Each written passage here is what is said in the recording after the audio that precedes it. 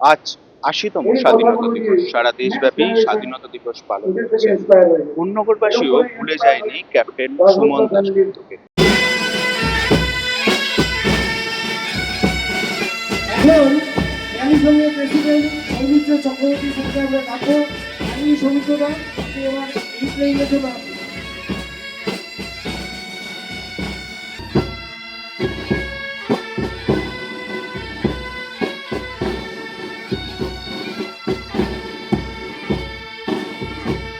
এই মুহূর্তে রয়েছি তার বেদির সামনেই। সকাল থেকেই সেখানেও সাড়ম্বরে স্বাধীনতা দিবস পালন হচ্ছে। সিয়াচেন বীর শহীদ ক্যাপ্টেন সুমন দাশগুপ্তর বেদিতে মাল্যদান করা হয় এবং তারপরেই পতাকা উত্তোলন করা হয় এবং আসাম রেজিমেন্ট থেকে শুরু করে সেনাবাহিনীর একাধিক কর্তারা রয়েছেন, তারা সাড়ম্বরে স্বাধীনতা দিবস পালন করছেন এবং সিয়াচেনে শহীদ হয়েছিলেন ক্যাপ্টেন সুমন দাশগুপ্ত।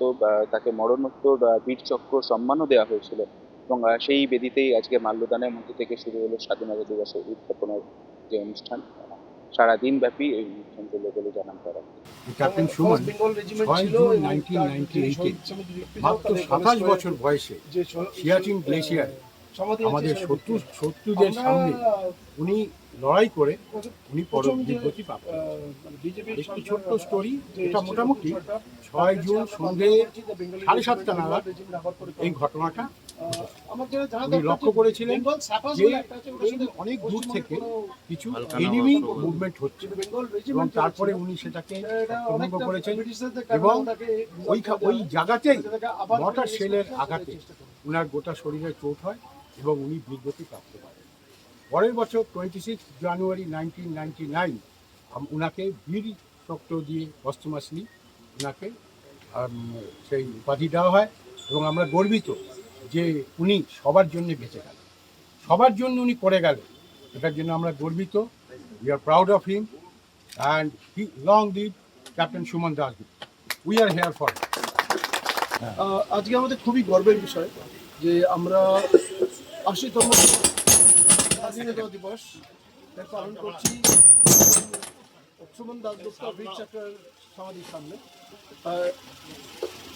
আপনারা যাদের সকলেই জানেন যে ক্যাপ্টেন সুমন দাশগুপ্ত বীর চক্রা গতি প্রাপ্ত করেছিলেন অপারেশন মেঘদূত, যেটা সিয়াচেন পেয়েছিলেন। তারপরে ওনাকে বীর চক্র দিয়ে আমরা সম্মানিত করি এবং উনি বীর গতি প্রাপ্ত করেছেন। বাঙালির সুপুত্র, কোন্নগরের ছেলে এবং আমাদের খুবই গর্বের ব্যাপার যে উনি শুধু লড়াই করে না, দুশ্মনদের অনেককে ঘায়েল করে আমাদের সীমান্তের যে বর্ডার আছে সেটাকে একেবারে সংযত করে এবং মানে অ্যাকচুয়াল সোলজার যেটা পালন করে সেটা করে বীরগতি।